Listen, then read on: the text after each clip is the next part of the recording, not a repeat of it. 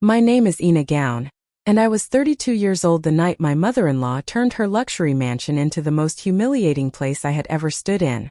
It was a Saturday night in Scottsdale, Arizona, and Lorraine had invited nearly 60 people to celebrate her husband's business anniversary.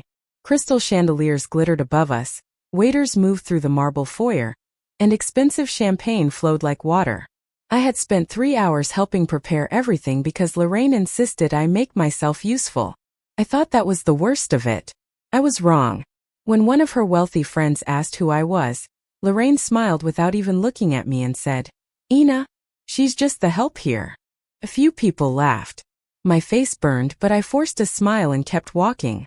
Then Lorraine pointed toward the kitchen and said, "Your place is back there, sweetheart." I should have walked out. Seriously, I should have grabbed my purse and left. But Ethan, my husband, was standing only a few feet away, and I needed to know whether he would finally defend me. He didn't. He looked at his mother, then at me and said quietly, "Aena, just let it go tonight." That hurt more than Lorraine's insult. I turned toward the kitchen, pretending I wasn't falling apart, when I noticed something strange on the dining table. A folder with my name written across it sat beneath Lorraine's phone. I reached for it, but before my fingers touched the cover, Lorraine appeared beside me. "Don't," she whispered. Her smile was gone. "That doesn't concern you." I looked at Ethan again, and this time he wasn't looking at me. He was staring at the folder. Then his phone buzzed. He checked the screen, went pale, and quickly stepped outside. I followed him to the terrace, but before I could ask what was happening, I heard Lorraine behind me say, "If she finds out tonight, everything falls apart." Ethan turned around sharply. "Mom, we agreed she couldn't know yet." My heart stopped. They weren't talking about some family secret. They were talking about me. The second we got home, I asked Ethan what was inside that folder, but he wouldn't answer. He kept saying, "Aena, please trust me." And somehow those 4 words made everything worse. If I trusted him, why had he been whispering with his mother about me? The next morning, Lorraine called me into her kitchen and handed me a list of things she expected me to do before her next dinner. She wanted the silver polished, the guest rooms reorganized, and the flowers replaced. I stared at the list and finally asked, "Why are you treating me like an employee?"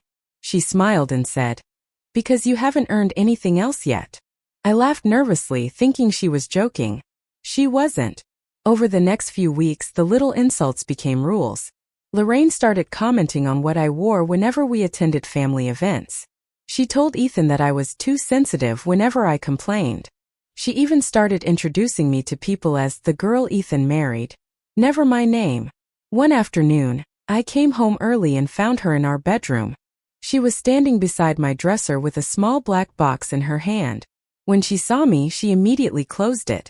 "Looking for something?" I asked. She smiled. "Just making sure you're not losing anything valuable." I knew that wasn't an answer. That night, I checked the dresser after Ethan fell asleep and discovered that my passport and marriage certificate were gone. I woke him and demanded to know where they were.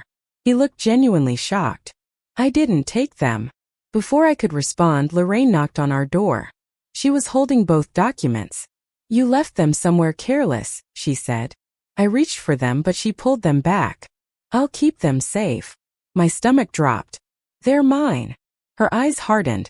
"Not everything you think belongs to you actually does." Then she walked away.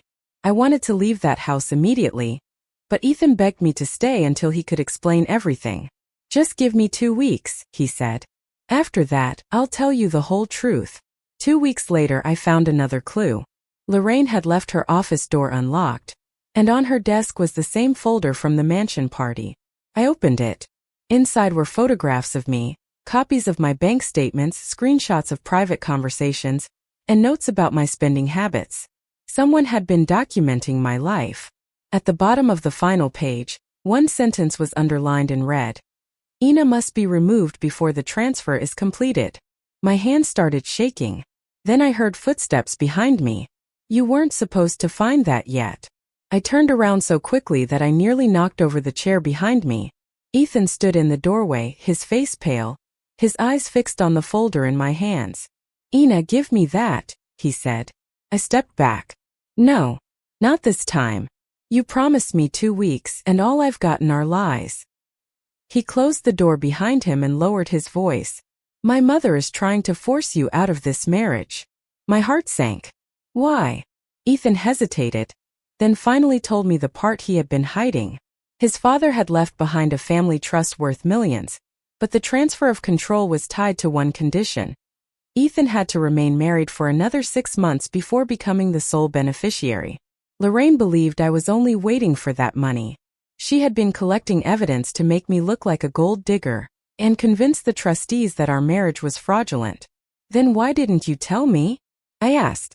Ethan looked ashamed. Because I thought I could handle her. I almost laughed. You couldn't even handle her humiliating me in front of 60 people. He had no answer. Then I noticed something on the final page of the folder. A handwritten date. September 14th. Tomorrow. Under it were 3 words. Final meeting. Divorce. My stomach tightened. Lorraine wasn't planning to wait 6 months. She had already scheduled a meeting with the trustees to accuse me of manipulating Ethan. Before I could read more, my phone buzzed. It was an unknown number. The message contained a photograph of Lorraine meeting with a private investigator outside a courthouse. Underneath it said, "She knows about your secret account." I froze. I had never told Lorraine about that account. It contained the emergency savings I had built before marrying Ethan, money that had nothing to do with his family. Someone had been watching me. Then another message arrived. Check your bank before she does. I opened the account app and my blood ran cold. There had been a withdrawal that morning. Every dollar was gone. I looked at Ethan. Did your mother do this? He shook his head, but before he could answer, Lorraine's voice came from the hallway. You two really should stop looking for things that don't belong to you. She entered carrying a leather envelope. Inside was a divorce petition with my name already printed across the top. But there was one more document beneath it. A confession signed by Ethan. I looked at my husband in disbelief. He whispered, I never signed that. Lorraine smiled. Then prove it. For a few seconds nobody moved. Then I noticed the pen on the confession. The ink was still wet. I picked up my phone and quietly photographed every page while Lorraine watched me with that smug little smile. You really think a picture is going to save you? She asked. No, I said. But the timestamp might. Her smile disappeared. Ethan stepped toward the desk and demanded to know how she had forged his signature. Lorraine finally dropped the sweet act. She admitted she had hired the investigator, accessed my financial information through someone at the bank, and prepared the divorce papers because she wanted me gone before Ethan gained control of the trust. Then she made her biggest mistake. She said, You were never supposed to be family, Aena. You were supposed to be temporary. I looked at Ethan and for once he didn't hesitate. He pulled out his phone and played a recording. He had started recording the conversation the moment he entered the room. Lorraine had just confessed to everything. But there was still one problem. She claimed the recording was useless because she had already filed the documents with the trustees. I thought we had lost. Then Ethan smiled. Mom, you forgot something. He opened his email and showed her the message he had sent that morning to the trust attorney. Attached were copies of the original documents, my bank records proving the account was mine before the marriage, and photographs of the forged confession. The attorney had already notified the trustees. The transfer could not be stopped, and Lorraine's access to the family accounts had been frozen pending an investigation. Lorraine's face went completely white. For months she had treated me like I was powerless because I didn't have her money, her mansion, or her connections. She had mistaken silence for weakness. The mansion party had been designed to make me feel small, but now every person who had laughed at me was about to learn the truth. The next evening, Ethan and I returned to the mansion for one final family meeting. Lorraine expected me to apologize. Instead, I walked into the same marble foyer wearing the dress she once called cheap, and placed the folder on her table.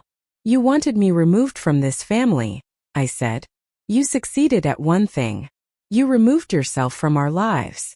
Ethan handed her a legal notice terminating her control over the trust. I didn't take the mansion and I didn't ask for her money. We moved into our own home outside Phoenix, and for the first time I didn't feel like a guest. Months later, I received one final message from Lorraine asking me to forgive her. I deleted it. Not because I hated her, but because I had finally learned the difference between forgiveness and permission. She had called me just the help. She was wrong. I wasn't the help. I was the woman who refused to be erased, and that mansion was never my home anyway. My home was wherever I could finally walk through the front door without asking anyone for permission to belong.